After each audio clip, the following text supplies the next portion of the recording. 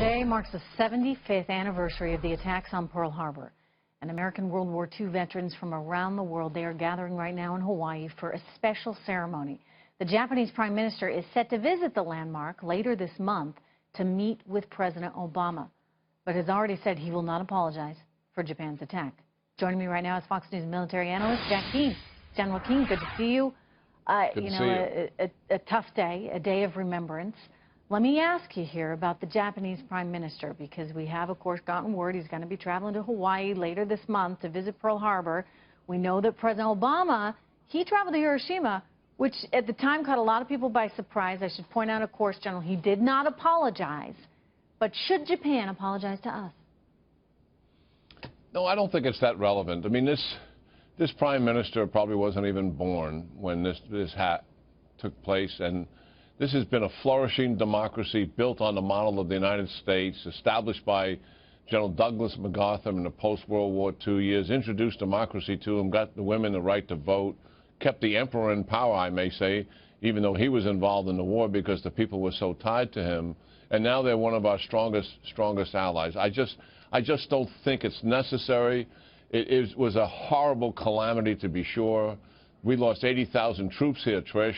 And the Japanese people lost somewhere between about 2.5 million to 3 million people in this war. So certainly there always will be a significant amount of grieving going on in Japan as well as this country as a result of this war. You know, General, you think about, though, what we were willing to risk back then, and no one is proud of what we saw in terms of death and destruction in Japan with Hiroshima or with Nagasaki. But we won the war, right?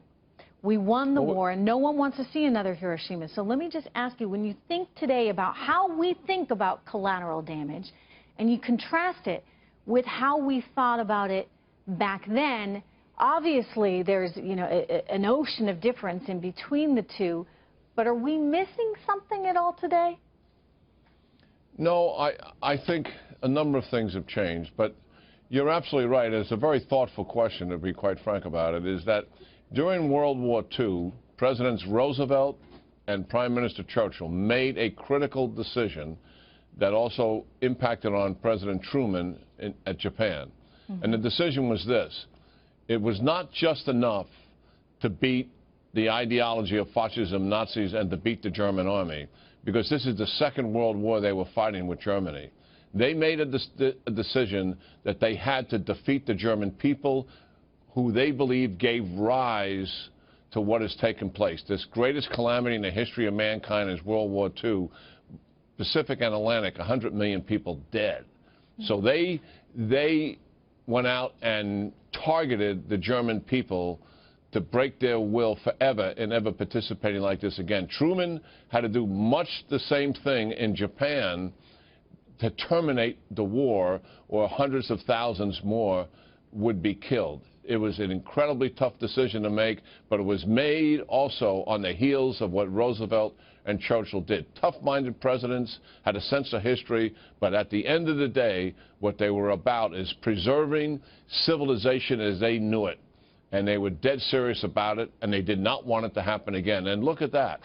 There has been peace for 70 years, largely, between great powers fighting each other, where in Europe, they have been fighting each other for 2 centuries. Look, I mean, there's a lot of analogies you can make between then and now, for sure, when we look at what we're fighting with ISIS today. General Keane, thank you so much on this very important day for being here.